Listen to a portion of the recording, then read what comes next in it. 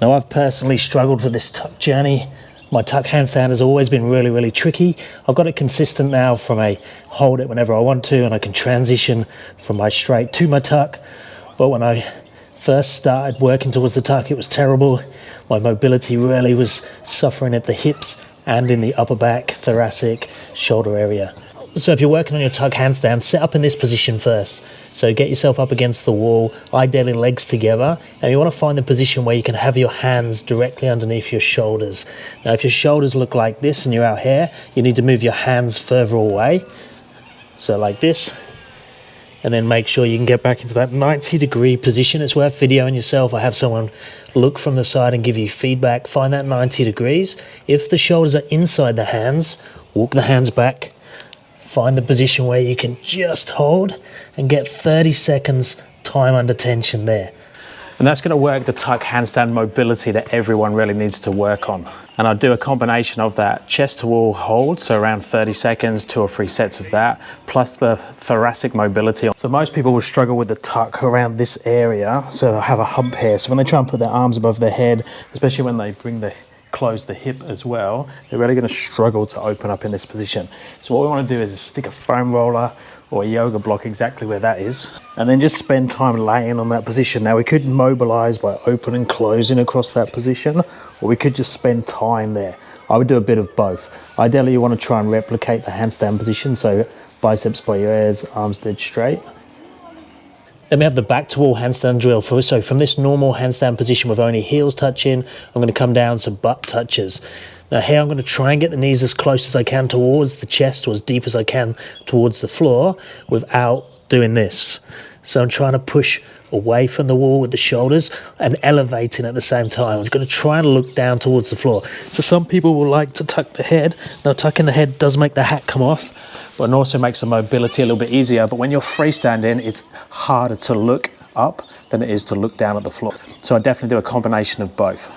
And again, we can do holds in that position. So holding here for time, trying to keep the shoulders open as much as you can towards being on top of the hands.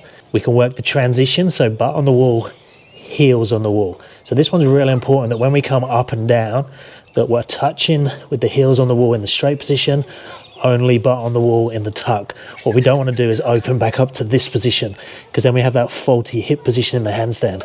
So try and make sure your butt is off the wall, heels on when you're straight, and then when you come down, butts on the wall, heels are off. Then we can start to work the freestanding. So with the freestanding, I'm going to do a normal heel pull, so push through the fingers, come off the wall to your freestanding hold, then come down. Your bum might touch the wall, but you want to be very, very light. Then back to your freestanding hold, and you could do that for repetitions. Just trying to lightly kiss the wall with the butt, freestanding handstand at the top.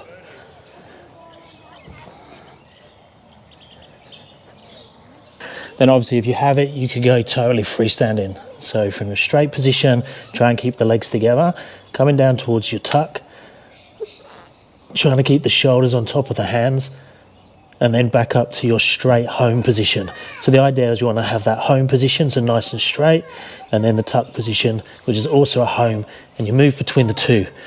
The risk is when we come out of the tuck, that you open to something like that, and you have a closed hip.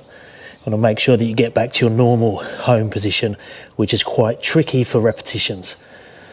So to train the tuck handstand, I'll do a combination of chest to wall mobility work, back to wall conditioning holds, and then transitions either on the wall, and if you have it, freestanding, both holds in the tuck and the transitions here as well.